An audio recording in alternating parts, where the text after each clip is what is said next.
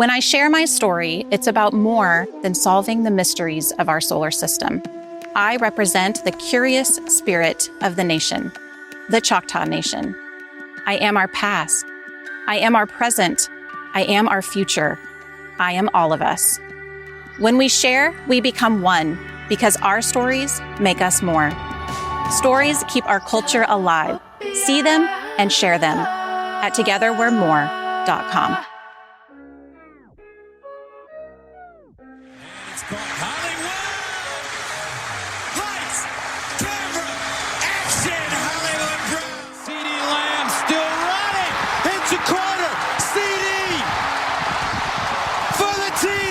People don't know what it is to be champions.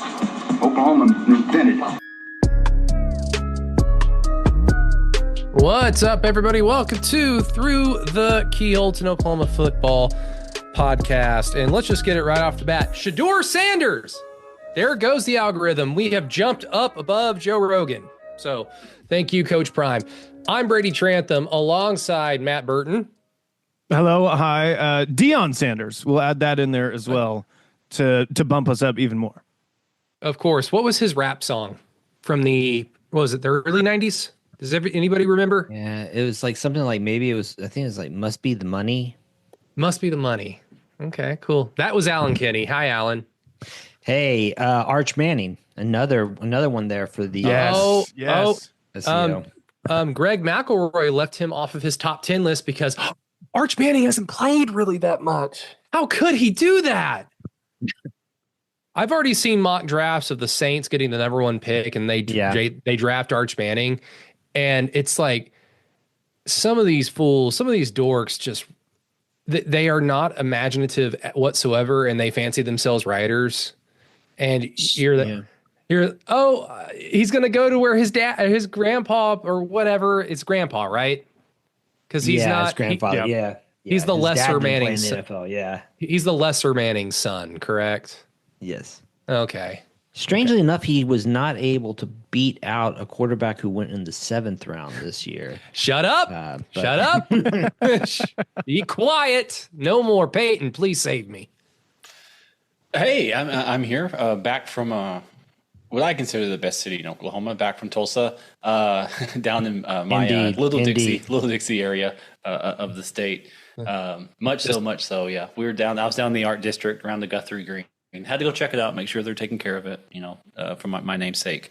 It'd be cool if it was my namesake. But no, we're here. We're back to ready to go.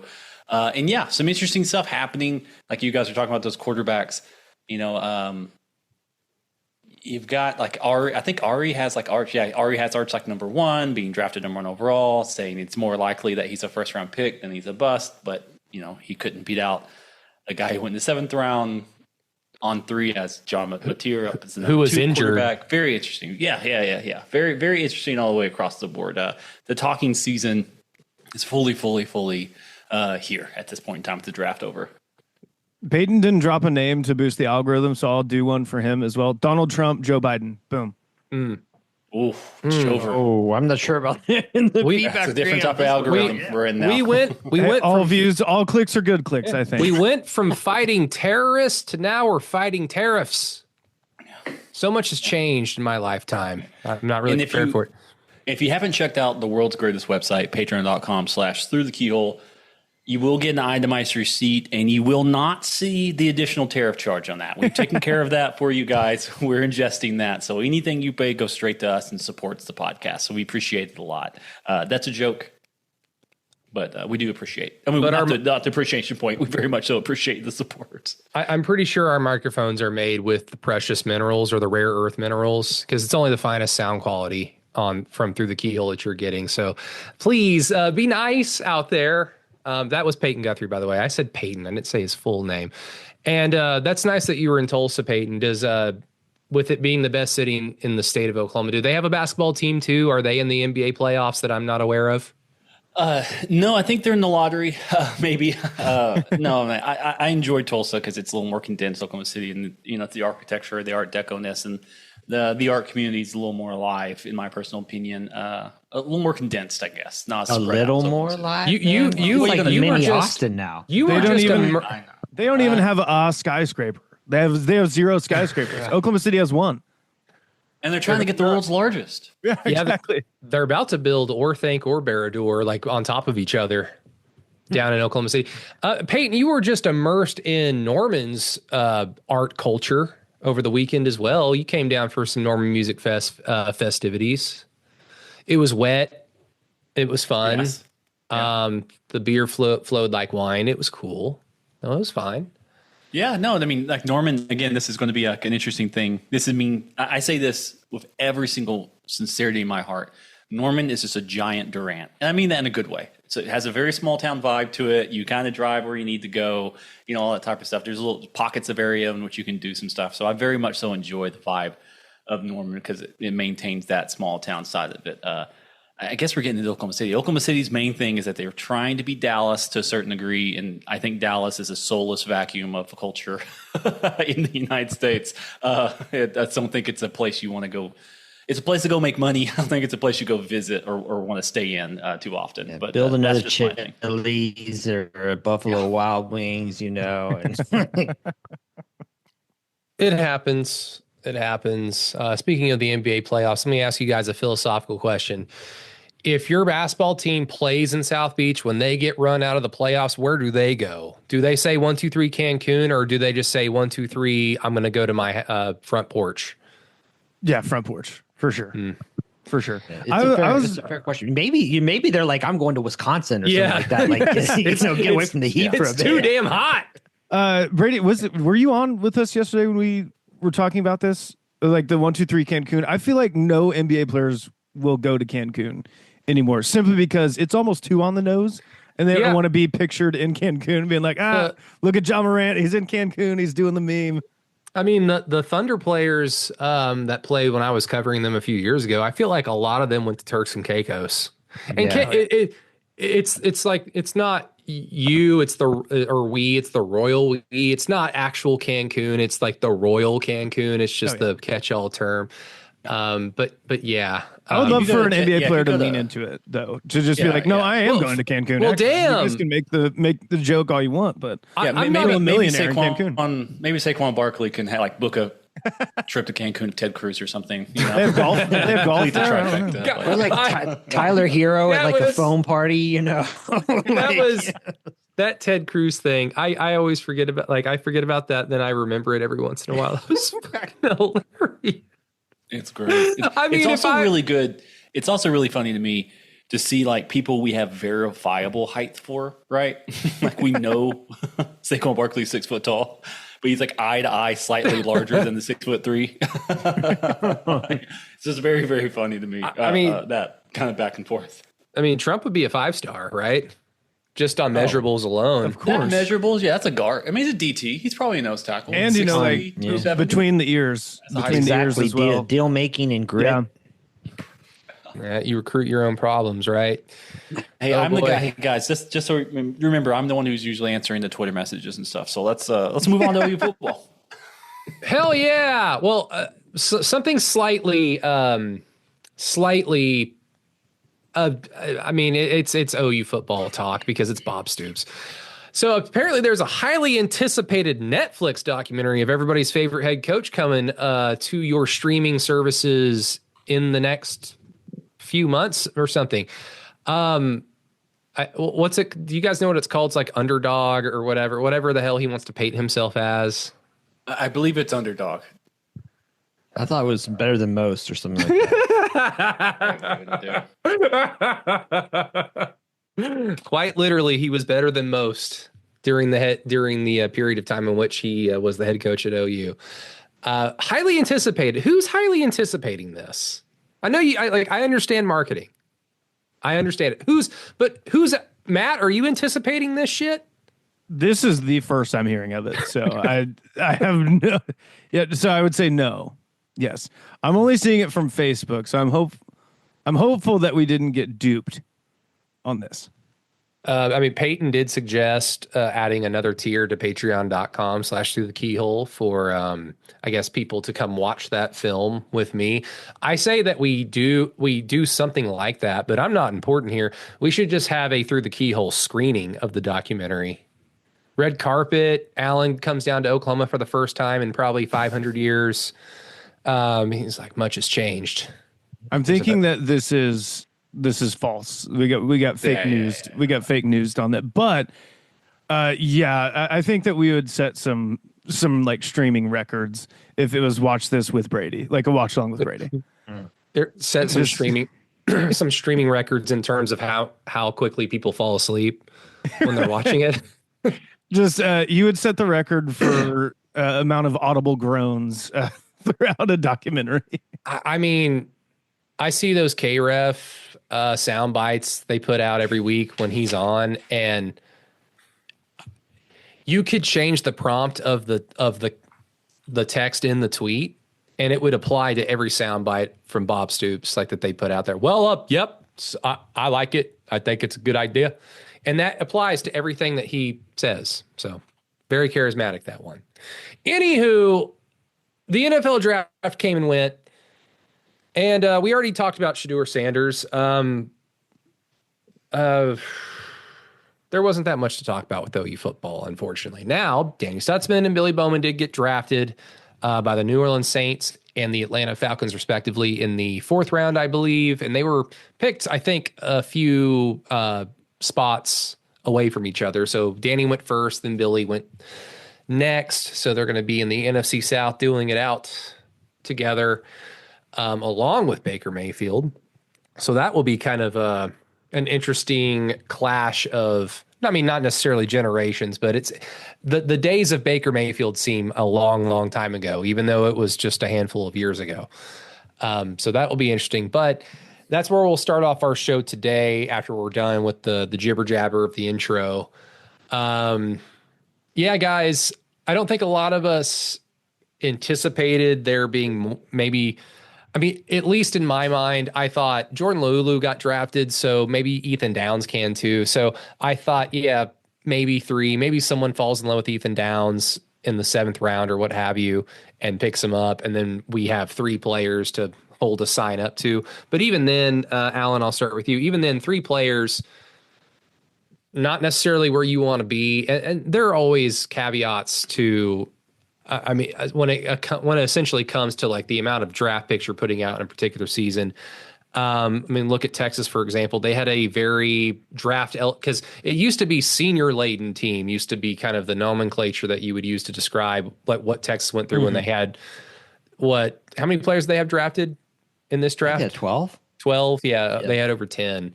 I mean, OU's had some drafts like that in the past where the 2005 draft after, the Jason White teams, I think that 05 draft had 9 or 10 Sooners in it. And then the Kyler Murray draft, I think there were 9 or 10 Sooners in that draft. But I'll just say Texas had a very draft eligible roster heavy. They had a draft eligible heavy roster, and therefore they lost a lot of guys to the NFL. Whereas OU was in a position where, fortunately for them, they had a lot of young talent that is not draft eligible, and for the players that were technically draft eligible, they were able to hold on to most of them on the roster. So as a result, OU doesn't have that many players in the NFL draft to show for, but it does kind of speak to a little bit of a trend, Alan, that we've kind of noticed over the last few years in the transition from Lincoln Riley into Brent Venables. Right. I mean, in my mind, obviously this is not a good reflection, obviously, of where the program was in the past season. And by that, I mean, it's a bad report card from the NFL, not a thing where I'm saying that, you had some overwhelming amount of talent that just went unrecognized here or something like that. No, I mean, I look at this, and to me, this is just a very simple numbers game, really. The players who were seniors this season were all part of the 2020 or the let's say it this way, the 4th year players were all part of the 2021 recruiting class. So the guys who started at OU, that was Lincoln Riley's last class. There were only 15 players total in it. I think that there were 4 left on campus this season out of the 15. One of them was Julio Farouk, who played half of a game. So I mean, this was just kind of a numbers game, and we can get into this down the line, but I think while you could certainly criticize this coaching staff for not finding more NFL caliber players in the transfer portal, I mean, in this case, I feel like more is going to be like one, maybe two. You know what I mean? Like that, it's just not a good way to go about building a roster. So, just from a numbers standpoint, I mean, it's kind of like OU's been really swimming upstream for a few years now. Yeah, and I mean, going back to how I opened it up, the other side of this coin is next season. If OU has an average season, they project to have, I think, more players just on paper be able to be drafted. I mean, to be able to be drafted, sure. I think they definitely have more draft picks going into the 2026 draft next year, just off of the players that we know as of right now, like guys that don't have to really prove anything. I think Kip Lewis will probably get drafted. Kobe McKenzie, R. Mason Thomas. Peyton, you might know this a little bit more than me. Is Dominic Williams, is he going to be a draft pick, or because I never know what I never know what defensive lineman. I would say for sure. Yeah, he'll be a late he's one. Probably he's playing in there. No, I did some really quick back in the napkin math here. Not talking about like the actual draft class, but like maybe the recruiting class. So obviously in 2021 we had 3 total guys drafted off of that, right? Caleb Williams being one of them, so obviously doesn't count. 3 out of 15, right? 3 out of 15, yeah. The 2022 class, you got 20. Now I'm going to count portal for this. So in 2022, OU brought in 22 recruits and 13 transfers, so 35 total.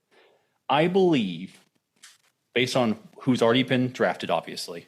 So you got Guyton, Jonah, Dylan Gabriel. That's 3 already drafted. You'll get RSJ, you get RMT. I think Kip Lewis is a projection, but sure, he's going to test well, everything of that nature. And I think Grayson will be a late draft pick more than likely, right? Yeah, to me the two locks are RMT and Grayson in my mind. Yeah. So I think you get that. So I think that's 1, 2, 3, 4, 5. That's 7. So that's 20% of that 22 take in was drafted. 17% once you take off Dylan Gabriel because he's out of Oregon at that point in time. So we'll say that 20% of that class brought in was drafted. You look at 2023, OU brought 42. Back of the napkin math here, I'm thinking that's 12% of that class will be drafted.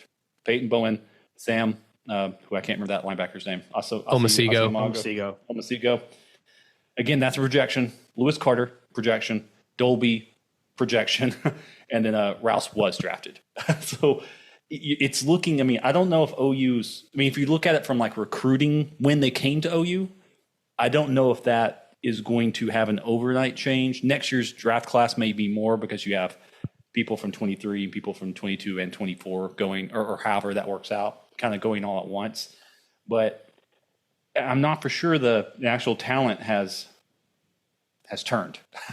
If you're basing talent on NFL draft picks and projection. Now, there's a difference between being a really good college football player and then being an NFL football player at that point in time when it comes to wins. But we judge it via the draft. These programs judge it via how many people they put into the next stage of their careers. And that's not counting free agent signings and all that type of stuff. It's purely draft. It's just not, and I'll do 2024 later, but it just doesn't seem like it's trending in a good way, nor is it as high as I would like it to be. But that's just doing something just based on one point of context, which is Oklahoma's classes, and not looking at, like my assumption is Texas putting in 12 or putting in 8, anywhere from 8 to 12 every year is a higher percentage than what OU's been doing recently. Yeah, and then if OU has a season that I think we all believe that they're capable of, and they, let's be honest, they get a little lucky in a game or two, because frankly we didn't get lucky in some games last year, so maybe the ball bounces our way, and if that does, this team could go 8-4. This team could go 9-3, and then even have aspirations to maybe even something a little bit higher if John Mateer is as good and in the like we know he's good, but if he's as effective in the SEC as we're hoping that he is, along with Ben Arbuckle, if those things happen, then I think you start opening the door for guys on the offensive side of the football to be draft eligible. Realistically, I mean, Deion Burks probably going to test well, but the big thing for him is going to be he needs to produce and he needs to be healthy. Are you ready for the new era of sports in Oklahoma?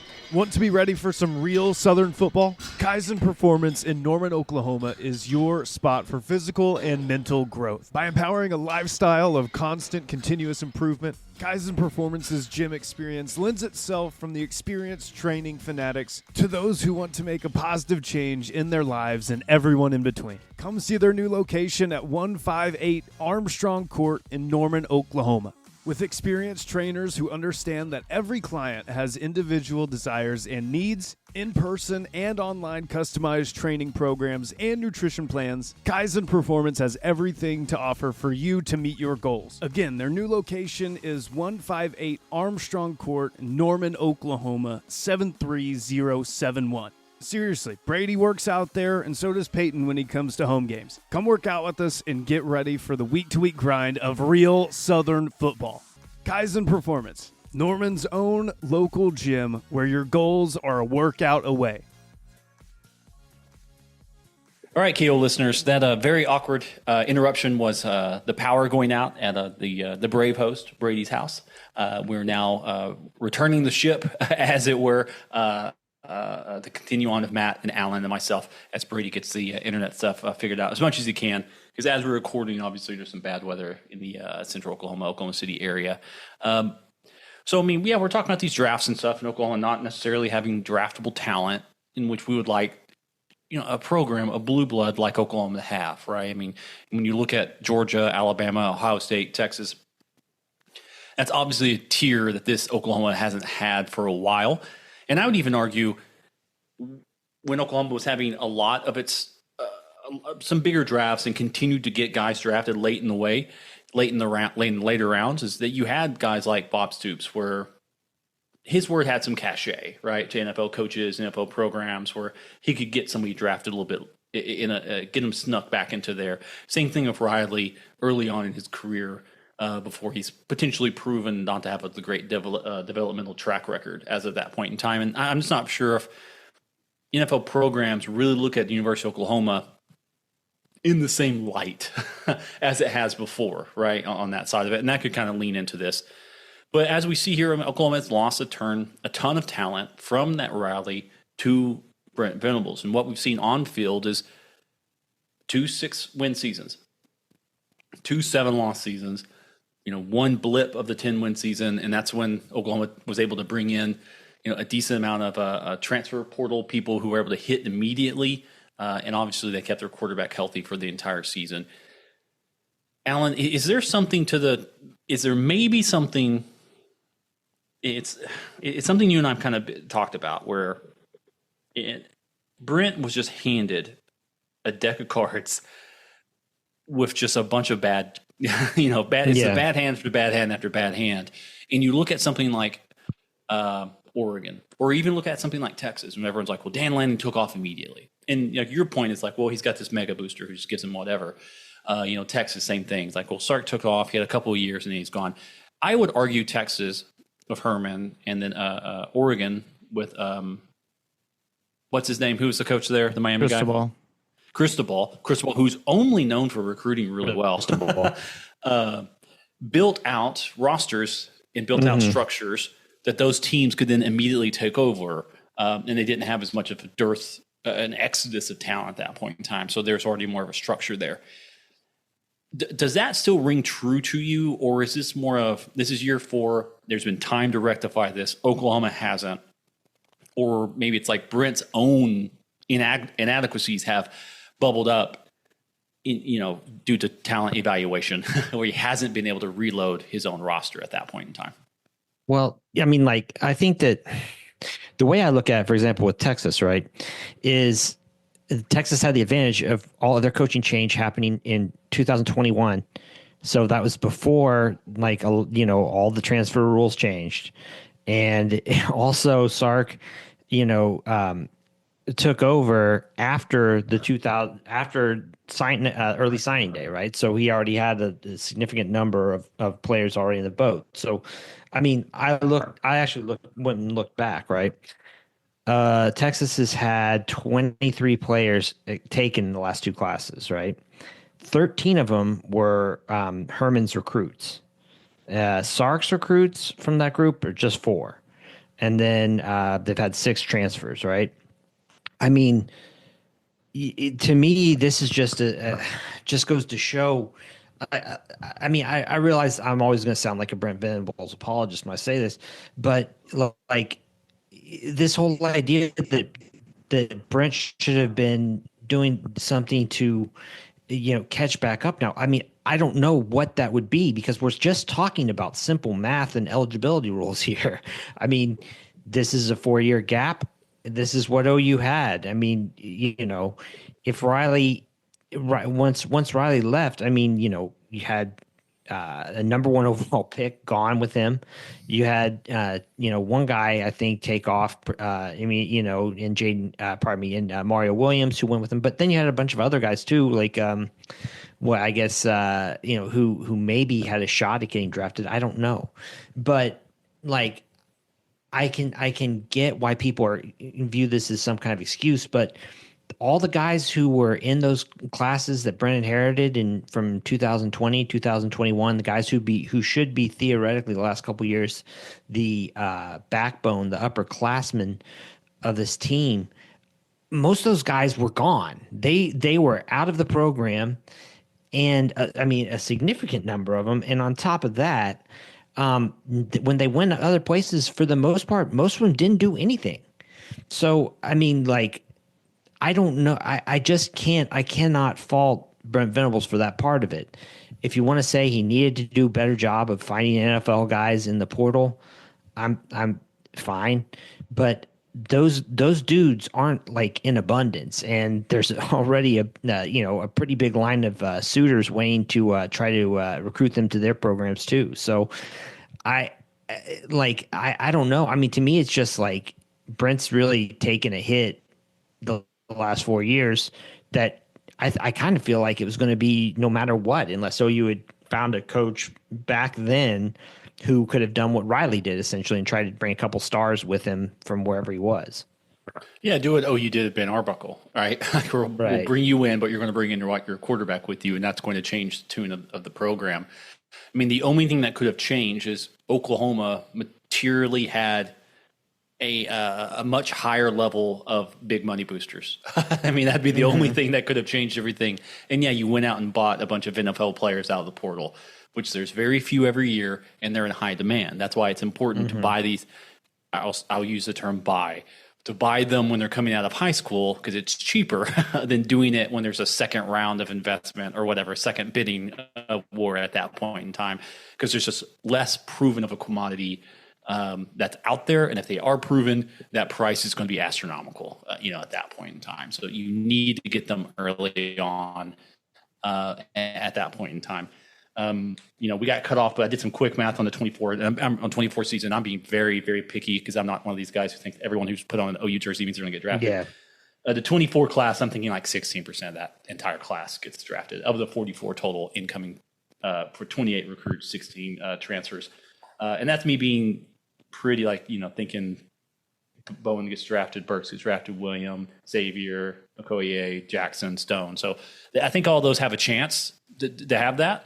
But you're really projecting kind of far into the future on some of those guys from a 24 class. But yeah, I mean, you see it slightly turning and trying to turn. It's just that OU needs to find a way to evaluate these guys, or Brent, as we've mentioned before, just has the ultimate bad hand, and Oklahoma now has a decision to make. And, the fear, and when this first all happened, everyone was like, Oklahoma's new Nebraska and all that kind of stuff. Making one bad hire, quote unquote bad hire, after the talent level completely dips out of the program, that doesn't kill you, right? Doing it the second time or the third time in a row, that's what can set you back 15, 20 years, right? Because you're really, really kicking that can down the road. So it may behoove Oklahoma to hold on to that and just bite down this bullet as the talent level hopefully is getting better with the new GM in place at that point in time. Brady can I jump in on this? Yeah, go for it. Can I jump in on that real quick? I think that one thing, I tried to kind of set this up here, but one of the reasons Texas had so many players drafted and had such a strong team the past couple of years is because of where Sark was starting from when he got that program. I mean, go look at the names of the guys who were on the team the last 2 years, who were recruited to the program in 2019, 2020, 2021. Those were guys signed by, for the most part, Tom Herman. So, like, whatever OU does next, whoever we're talking about, like, if they make, they can't afford to screw up the next hire. That's, in my mind, not the issue. The issue is the next guy needs to be walking into a situation with a stable foundation of talent to either bringing that from somewhere else, or OU opens up and shells out big time to keep whoever is worth keeping on campus now on campus, because otherwise that's when you really get that's when you really find yourself in trouble. Yeah, and that death spiral at that point in time. Yeah. Now, I would argue at that point, hopefully at that point in time, we have a house settlement. They are being paid. There's a revenue sharing. Hopefully there's some level of contract that happens that's not tied to a head coach, right? If I'm if I'm the NCAA, the member schools, I would say this revenue contract is based on your quote unquote employment to the university in which you've signed, not necessarily to the coach, right? It doesn't happen in the NFL, right? They fire a coach, half of the NFL teams don't leave. They leave for different purposes, obviously, because a new coach comes in and kicks them out. But it doesn't, like, from that employment, that window doesn't open for transfers or something. I don't know how well that would work, or even if the players a CBA would even agree to that. But yeah, I wouldn't take that as a given that you'll get more than 1 year guaranteed. We've got Brady back, hopefully. His face seems to move in line anytime he moves. I seem able to see it. The Wi-Fi seems to be up. But yeah, Brady, tell us a story about 2025. You think there's big reason for Oklahoma to get its NFL rep back? Yeah, I mean, it's just a lot of it's going to be, the talent that we think is going to be drafted as it stands right now, all that, like, none of that's going to, what OU does during the season won't factor into it that much. Like you guys already mentioned, R. Mason Thomas, Grayson Halton, Kobe McKenzie, maybe Kip Lewis, Robert Spears Jennings, like, those guys are going to probably get drafted. If not get a combine invite, if not have the ability to test well, and then maybe jump into the draft, like maybe get Robert Spears Jennings right now isn't a player that people are thinking about will get drafted, but maybe he'll have the opportunity to play himself into that position. But if OU has a good season, then that opens the door for guys like Deion Burks, a few offensive linemen that are going to be draft eligible. I'll be honest, I'm a bad OU fan. I'm a bad OU fan, host of a OU. I am not at the level yet where I remember all their names and coincide them with which one's the young one and which one's the older one in terms of the offensive line. And a lot of it's just because, frankly, they've not played well for a while, and there's been a lot of mixing and matching over the last 2 seasons. So I do know that there are a few guys that are draft eligible. If OU has a good season, I'm going to assume that because of Bill Beambo's reputation, some of these guys are going to get some NFL looks. So if OU has a good season, I think it opens the door for a lot more guys to be drafted on the offensive side of the ball, which would just, of course, increase the numbers. And then the other big thing is John Mateer. He has the ability to get drafted. If he has a good season, if he has the season that some OU fans are claiming that he will have, he might just be a one and done here. And that would be good, because that would mean that OU in 2025 probably had a very good season, had a lot of success. John Mateer was able to succeed and then ride that into an NFL career, maybe a little bit quicker than people anticipated. I think everybody would love to have him for not just 1, but 2 seasons. But again, if you're wanting a lot of success, then that's what comes with it when you're a big time college football program, is you get the best players, and then those best players show out and they're draft eligible, they're more than likely going to leave. So that's kind of what sucks about it. But if OU goes 9-3 or better, like I think that opens up the door to at least make the Brent Venables tenure in terms of producing NFL talent. I think 2025 has the ability to truly fix it.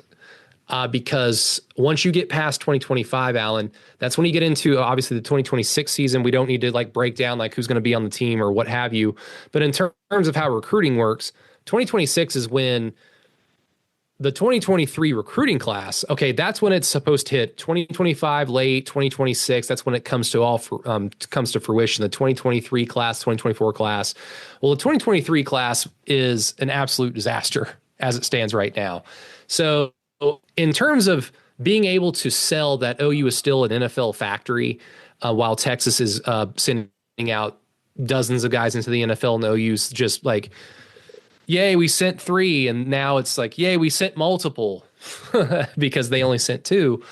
In order to kind of climb back up, I know you've been big on OU, and Brent Venables especially needs to get out of the portal reliance where they're taking on a lot of players instead of just accenting their already stacked roster with just a handful of positions of need immediately. Because the 23 class recruiting wise was bad, and the 24 class is still a lot of like obviously wait and see because it's only been one season. 2026, if 2020 has the ability to completely die in 2026, just because the recruiting in terms of the evaluations into development and retaining hasn't just been there. Well, I mean, I get where you're going with that. I mean, I kind of look at this like I kind of flip the way the causation here. Like I think that if OU has a good 2025, these guys did develop into NFL caliber players, and so, with that in mind, you're also thinking that, a guy like a PJ Adebawore becomes a useful player who can then, kind of slide into 2026 as having an opportunity to then, go into the NFL draft. I guess the same would be, or pardon me, to be a draft pick. Same with Peyton Bowen, a big junior year here sets him up, or a good junior year sets him up for a senior year when maybe then he becomes, a draft caliber player. So, it's kind of, it's one of those things that has to kind of work itself out on its own. I mean, again, we can, first of all, if OU doesn't have a good 2025 season, I mean, this is almost, I feel like, a moot point, right? I mean, we're talking about a new coach anyway, right? So at that point, then you got to think about, okay, well, if it's a new guy, then you actually do potentially have to go heavy on the portal.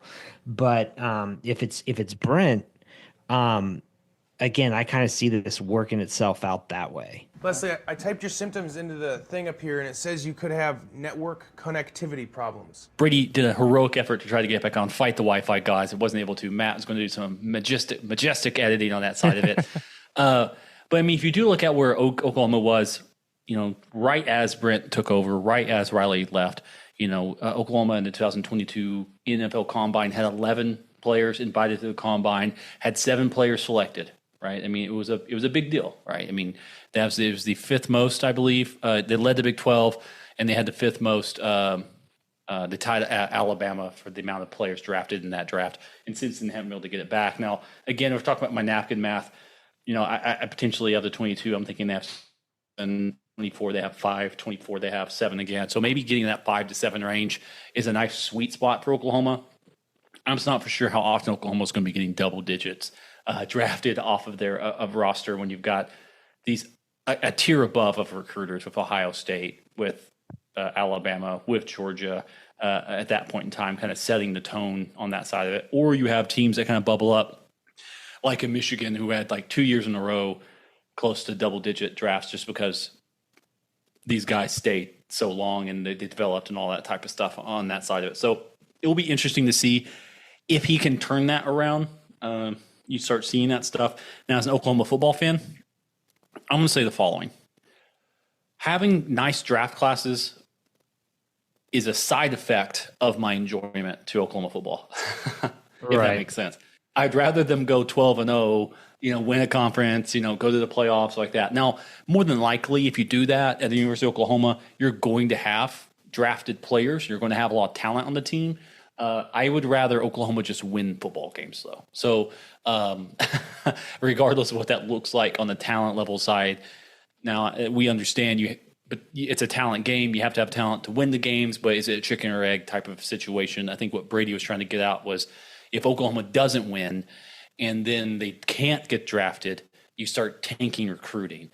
I would almost say with the type of players they have on the roster right now, the good ones will get drafted regardless Oklahoma wins or not.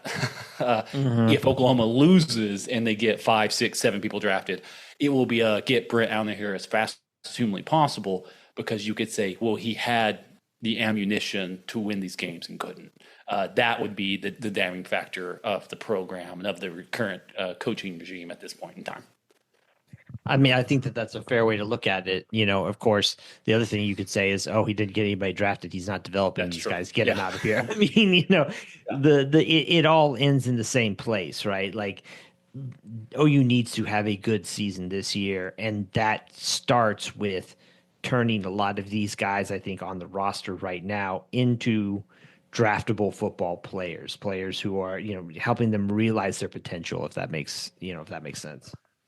Yeah. Something that Brady was trying to get into before he got too choppy, and I don't know what else was going to survive the editing process. But, the portal additions and misses and how Oklahoma has been in the portal quite a lot. Like I was in the middle of writing an article, but I forgot the spring portal opened, and so that totally ruined all of my numbers I had. So I'll get back to that. But Oklahoma, generally, since Brent has come into power, make it seem like we wanted a despot election in a third world country, developing country. I apologize. He's taken like 15 plus transfers a year. This year is going to be much more than that, right? I mean, this is not sustainable. Again, I'll use the comparisons of Texas, of Alabama, of Georgia. They take like 5 to 7 a year. 7's like max. The only one that took a lot was like Alabama during the transition between Saban and DeBoer. Obviously, that's a special use case. But from Brent's first year, he's taken, I believe, 15 or more every single year, and it's not where you want to be. I mean, you're constantly digging this hole. And he's not obviously, it's a bunch of 1-year rentals, maybe 2-year rentals at best. It's getting very difficult to get guys, or he's bringing in a guy like Brennan Thompson, who's like, here's a guy who unlocks the verticalness of the offense. And he never really plays. It's like, what are we doing here? You're trying to get somebody here. You're saying this is going to unlock something, and then it never works because you never get on the field. Now, Alan, you've mentioned some stuff, maybe about the Philadelphia Eagles, I believe, right, and their draft philosophy when it comes from drafting to free agency, and how you would love to see Oklahoma, and potentially maybe it's happening under Nagy, the general manager of Oklahoma at this point in time, of how to differentiate recruiting talent versus finding talent in the portal. So I want to tee you up for that. So walk me through a little bit about that and why you think that might be a better option for Oklahoma to try to think of it long term. Well, I guess there'd be two sides to it, but to go back to what you mentioned about the Eagles, Howie Roseman was interviewed over the weekend during the draft, and what he said is, I tell my scouts, I tell our personnel guys, we're looking for starters in the draft. We can get backups anytime. We can find backups on the street. We want starters, right? And to me, that's the mentality that OU needs to be that I would like to see OU have. You're getting your starting, the majority of your starters should come from players that you've drafted, that you've identified on your own, right? Players that you recruit, right? So we're treating recruiting like the draft. And then you fill in the gaps with players from the transfer portal. And I say that because I still am of the opinion, and I really think that if you look, I think that the numbers really kind of bear it out too, that for the most part, players are transferring for a reason. and it's rarely that that the team was dying to keep them, the team where they're coming from, right? I mean, you have that occasional spot like a Jalen Hurts, for example, right, where he's playing, but he's seen behind a quarterback, but he could still be really useful, right? You've got some situations like that. You've got some cases maybe where a coach, leaves and a good player, or gets shaken loose, or a guy's looking to come up from, a school like in the Mountain West, right? But for the most part, I mean, teams are still being built through recruiting, and it's just such a crapshoot to always be counting every year on being able to get half your starters or more from the transfer portal. It's just, I do not believe the market can hold up that way, especially given what, if they ever do reach a point where they're getting multi-year contracts as opposed to just year-to-year deals, right? So, that's more my take on it. And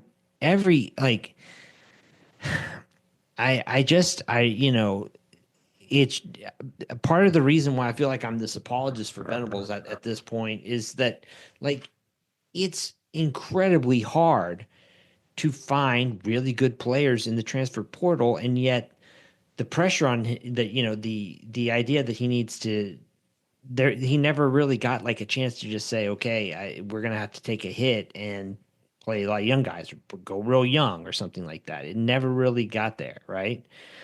And so I guess, going forward, especially with having now, I mean, a guy that they put a lot of faith in Jim Nagy to kind of oversee the personnel, like it's incumbent on him to find the right, kind of mix of how they're doing that. But more than anything, they got to get off this portal train. Like they've got to figure out a way off it. It's not a healthy way to run a program. Yeah, and the only way to hold on to it and get off of it is to bite the bullet. Right. So we're going to draft these guys. I mean, not draft. Yeah, we're going to recruit these guys. We are going to potentially handle. You have to just wean yourself off of it, right? You got to sit there and say, we can't take these guys. We're going to have to ride with the guys we have and deal with growing pains, right? Mm-hmm. But the issue of college football is that it is purely a results-based market, right? You have to perform, and so he's going to be under that pressure. Now, you and I have talked a little bit. We're deviating from the show notes. I apologize. You and I kind of talk back and forth on the Discord channels. You're planning some stuff or just seeing stuff that's interesting. Bomani Jones went in a little bit on his show about this Shedeur Sanders situation and Dillon Gabriel situation. At the Browns, right?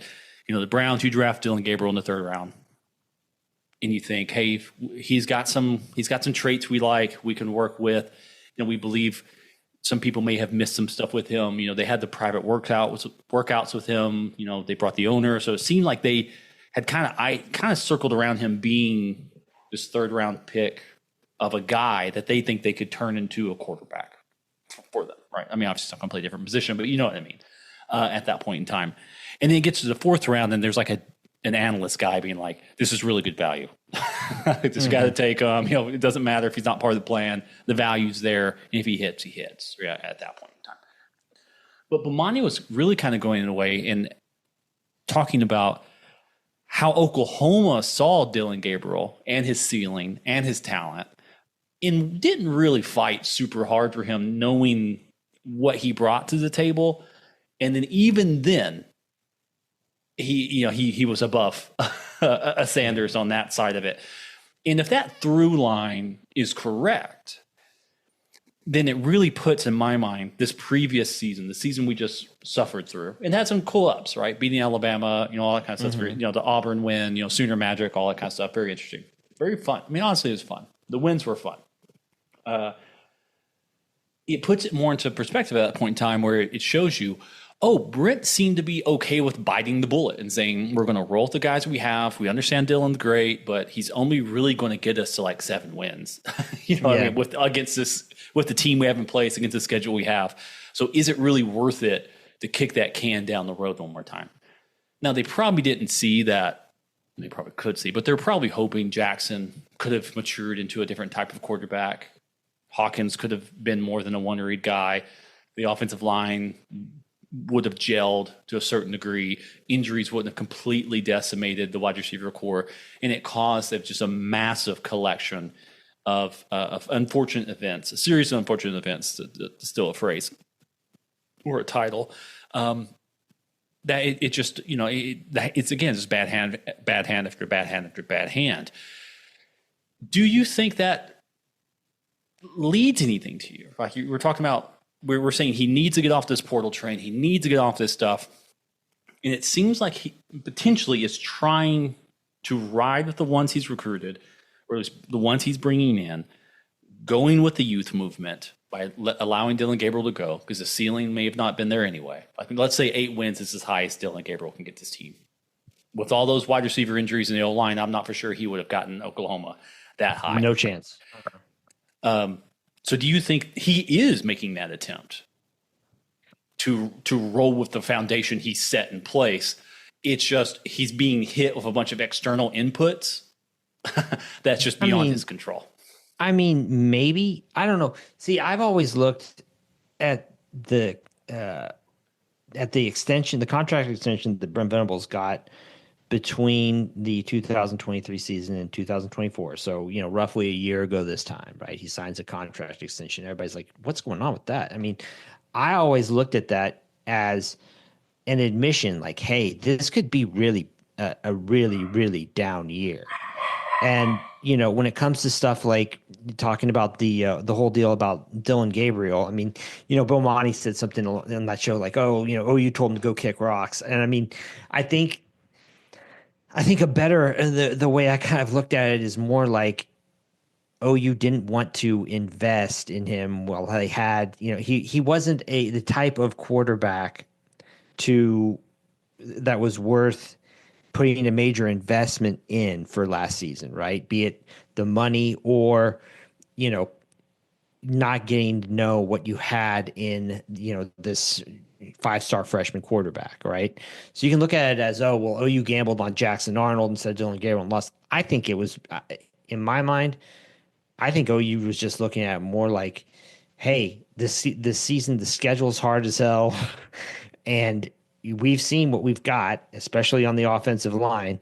Like, we just, at this point, we know this season could go sideways. I mean, I guess what I'm kind of getting at is, like, I don't think there were a lot of maybe surprises in that locker room. And by locking Venables up into a contract extension before last season, you basically said, like, there's not going to be any talk of firing him this year. I mean, it's going to be, 2025 is going to be kind of his prove it year. And then at that point, when you factor in the idea that, okay, he'll probably take another job after he's gone from OU, if he does get fired, then the buyout number actually is very more manageable than it kind of looks at right now, right? So, yeah, I mean, that's a long-winded way of saying that's been kind of my read on this situation from the jump. Like, you can go back and look at it. I think that they were trying to build in the idea like, hey, this could be really bad, but this is what we're doing for the next 2 seasons, really. And if something like that is correct, right? If we're, let's say we're not assigning the best look at this in hindsight and say this is actually what was happening. Like Joseph Castiglione, it's weird. I think you mentioned once it's weird to call him Joe C. It's kind of stuck in my head since then. Let's call him by the name his mother gave him. If he's really that future looking, and they're looking at this roster and they're standing on Brent and saying like, hey, it's just going to take a while to build this back up. It's going to take a while to not only just get talent back on, right? I mean, Oklahoma brought in another player, another defensive tackle, I believe, and now Oklahoma has 7 defensive tackles that are 300 pounds or more. 4 years ago, Oklahoma had 0 players who were over 300 pounds on the defensive line. I mean, that just takes time. I mean, you're not talking about just like, let's recruit better. You're talking about we need a complete massive overhaul in body styles, in body types on our front line. I'm talking hockey now. Front line, second line, third line, that have to change. And that is multiple years of drafting. Something that if you're a longtime listener of Keyhole and you've heard me talk about it, I mentioned this with Eric Striker. Eric Striker was a great college football player for University of Oklahoma. It put Oklahoma in a hole because they built a defensive structure around a player like Eric Striker. So then you started recruiting other players who were undersized edge players. And then you kind of get stuck in this thing if you're trying to find another undersized edge player. Then you get the 5-star guy like a Caleb Kelly, and you're like, okay, we'll put him in here, we'll mold him in there, and it doesn't quite work out. And then you're kind of, okay, now that didn't work. Now we have to move to a 3-down front because this edge thing didn't work out. And we're moving them to nickel back. And it takes a while to just adjust stuff schematically. This isn't the NFL where you hire professionals and you bring them in. You're recruiting these dudes. Like we see offers going out to like 2028 kids, 2029 kids. I mean, you're recruiting them for years on end to get them to that point in time. And it's such a relationship business. It's very difficult to cut that line so close to a recruitable timeline, I guess, at that point in time. So Oklahoma now saying, okay, it's taken us 4 years to get enough human beings that are the right size, not just talent, the right size. It just takes a long time to get there. And I'm willing to think, in my opinion, and we'll talk a little bit about, we'll transfer into this stuff because I think some of this portal stuff, people can see some other stuff. And if you really like the conversation about Brent Venables and, the contract and stuff like that, Split Zone Duo just did for their Patreon access or their subscribers a podcast called The Rent Comes Due. And they talk about Brent Venables and they talk about Lincoln Riley. Alan's actually going to have Alex on later this week or next week to discuss that, and they'll be on our Patreon feed.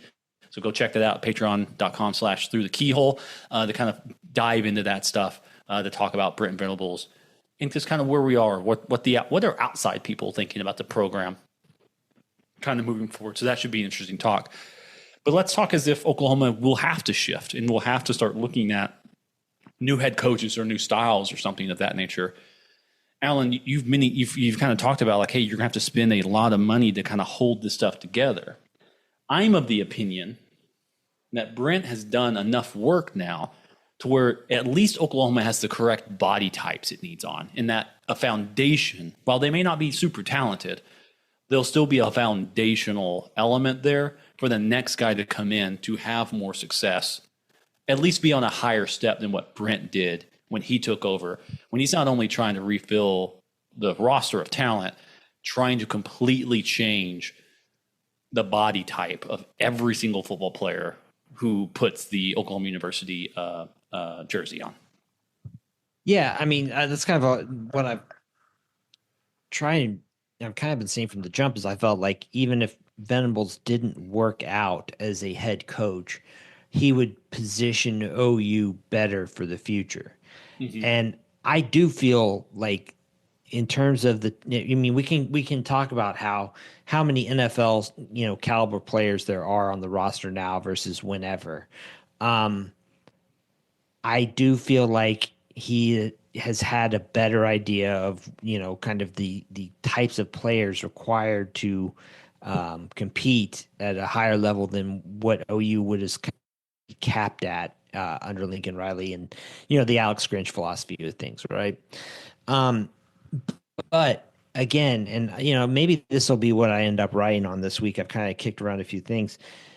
But to get there, you cannot it'll be important for if OU has to go a different direction after this season, it'll be important not to let whatever work Venables did getting OU to that place to be undone and then have to start all over. To me, that's the real issue with the whole idea of like, oh, we're in, another, 5-year Nebraska death cycle type thing, because like looking at it now, OU got wiped out when the program in a lot of ways was just, kind of decimated after that 2021 season when Brent started. And, you're going to have the same kind of pressures out there in terms of,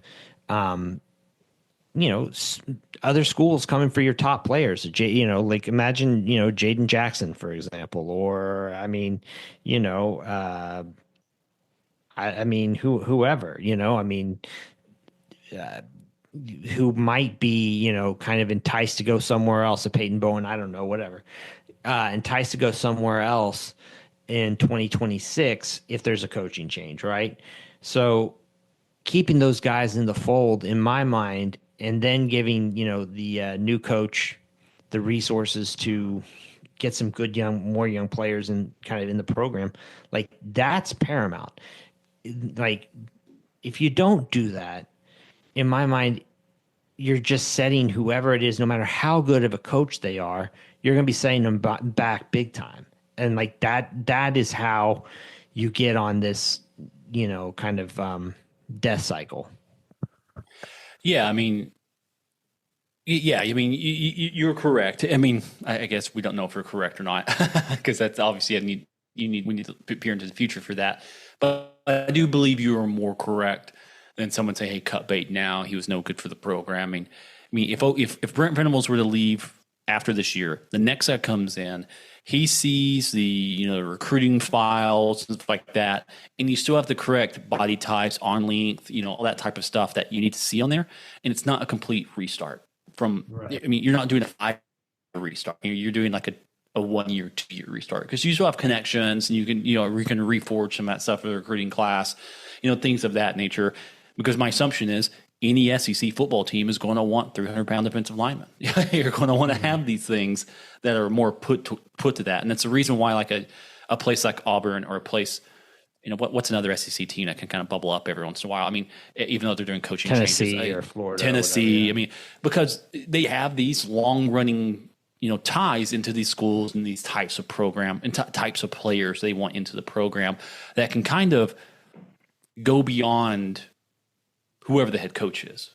You know what I mean? Like there's like, we have these types of players. We're always looking for these types of players. We're not bringing somebody in and burning down everything and saying we're only taking 5'10" quarterbacks or whatever, right? At that point in time. So I do think there's some stuff there that's happening that would be very interesting. It does seem like Oklahoma, and Matt, finally you came back from wherever you were. I do think Oklahoma generally as an academic program is looking at this season, I mean, as a make or break, right? I mean, you get John Mateer, you get Ott, you keep David Stone for whatever, right? Alan, you and I were told we had the takes in all of OU podcasting about David Stone. Do we really? Like, okay. Yeah, because we're just like, yeah, he's all right. It's like, whatever. I guess you and I were more like, just cut ties with him. He's not going to be that first round guy, but maybe he does draft into it, whatever. But you keep Stone, you get Mateer, you get Ott, you sign in these guys, you're looking at other wide receivers, you on the football side, and then also on the basketball side. It seems like there's getting anyone and everyone all the damn time. Like, what's happening here? Top 10 portal class. 5'10" portal class. You get a former 5-star incoming sophomore, not just a one. Well, I guess college basketball anytime can be one and done. Anytime, at that point in time. Are there brighter days ahead for OU basketball, or is this just a lot of money being tossed around for let's win all of the non-cons and then struggle to get to 19, 18 wins? Right. I think shout out to Trey Young, the new assistant GM, whatever it is, of OU basketball. Shout out to him. Feels like that was a nice influx of cashola whenever he decided to join up there. But no, I think that they're going to be pretty good next year, honestly, just with the guys that they've added. Right. I like the Xavier Brown kid from St. Joe's. I thought he was really, really good. And you did the old Cade Cunningham thing. Hey, we'll hire your brother if you just come to school here. And so that worked out. I like the Tay Davis kid from Notre Dame as well. Feels like he'll be a good replacement there for Jalen Moore. So, I mean, hey, a lot of good stuff going down the line for OU, man. I'm loving it right now. And then Nigel Pack as well, the original. I mean, I say this all the time, but he is the original, holy shit, this NIL stuff might get out of control. Because whenever he transferred from Kansas State to Miami, and the guy from Miami, is it Ruiz? I think this is his name, the big booster there, was throwing bukus of money out. And it was like like right as soon as NIL got instituted, it was like, okay, Nigel Pack transfers to Miami, and apparently he's getting $800,000 this year. I was like, oh, okay, Nigel Pack, really good player. Like, do not get me wrong, but like 800,000 for Nigel Pack, who is like I think like third team all Big 12 guy. Like, I mean, he's good, but not like, I was like, okay, yeah, we might be getting out of control really quickly for NIL, but he's going to be a Sooner now. So you love to see that. So onwards and upward for OU basketball, man. We'll see how it goes.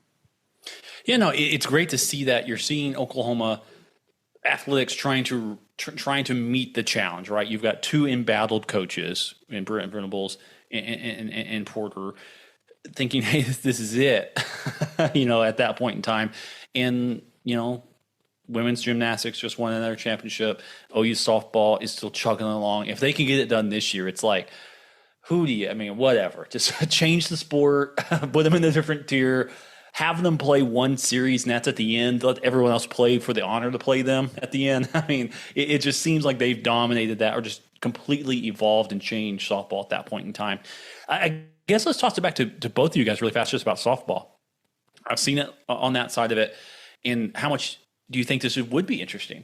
The OU softball playing down in the Cotton Bowl, hosting an Ohio State or something like that.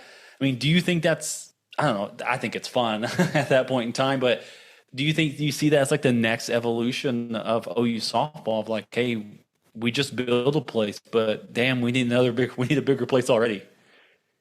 If we had in Cotton Bowl, that'd be awesome. That'd be so sick, honestly. It'd be fantastic, dude.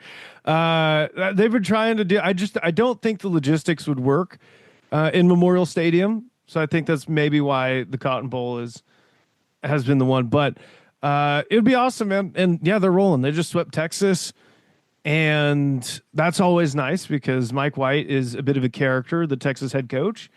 And so anytime OU fans can get to stick it to Mike White is a good thing. And yeah, man, the pitching woes were a little better against Texas, but dude, the bats are as hot as ever right now. And it's right around the right time where you want those bats to be hot. So yeah, they're rolling from the plate right now. Yeah, I think there's something. I know the solid verbal guys talk about it all the time, and I can't remember which one who says it. But there's a skill to winning. Winning is a skill, and OU softball has that skill. In spades. Like it's very Ric Flairian. Like you got to beat them, you got to beat them. Again, they're not going to allow you to beat. They're not going to fuck up very often to allow that to happen. The opposite side of OU football at this point in time, will just gladly hand you any football game at that point in time.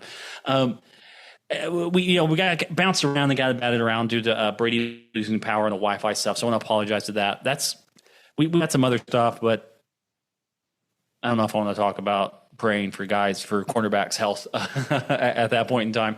So I think we can wrap it up here. We had a pretty good discussion, Alan. I appreciate that. I know you humor me on some of those things, but I do greatly appreciate it. And if you're a listener to this, especially if you're a listener on Spotify, please put the comments in there. Brady and I just recently found out how to log in and comment back, so we've been doing that. Comment, hit us up, let us know where we're wrong, or where you think we're wrong, or what we can do to improve, or whatever at that point in time. We're here for the engagement, here just to talk. This is a fandom based thing. We're not selling you insider information that ends up being wrong. And if you really like us and you want us to keep supporting this side of it, come help us out over on patreon.com/throughthekeyhole. You can subscribe for $1, $4, $5. I'm about to start my off-season program called Summer Conditioning, in which I will interview bloggers, reporters from everyone on Oklahoma's schedule for 2025, and kind of get a pulse check for these teams coming up. Where does Michigan stand in the QB battle and all that type of stuff? So the Patreon is going to start popping again. Obviously, Alan holding us down on keyholepod.com, and then we potentially in July we're going to have some news about a potential clothing provider that will be a sponsor coming up for the 2025 season. That would be cool. Maybe we'll give a code out to you guys. Maybe we got some home field advantage on that when I can announce that. Hint, hint. But have some fun, guys. We appreciate it. Thank you, Alan. Thank you, Matt, for doing this. Brady, the ghost of Brady, he's stuck in the machine. Ghost in the Shell. You haven't seen that, go check it out. I'm rambling now. If you haven't seen Sinners, go check that out. Pretty damn good movie. Not going to lie to you. Pretty damn good movie. Alan, you talked about it. Give me your 2-sentence Sinners review.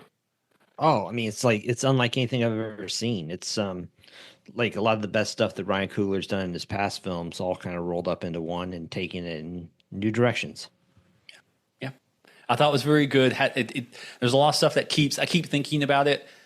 It's layered in a lot of really interesting things that really make me wish they had spent another 30 minutes on each and every one of those things. So that's probably a good sign of a thought-provoking film. If you're on YouTube and you like watching things about people doing stupid things, go watch The Chase. It's a 2025 documentary about the Cocodona 250, which is a 250-mile race down in Cocodona, Arizona. It's very well put together. It's very cool to see people push themselves to that limit at that point in time. But anyway, for Matt, for Brady, for Alan, for myself, I'll sign off as we always do over here. Boomer! Suit.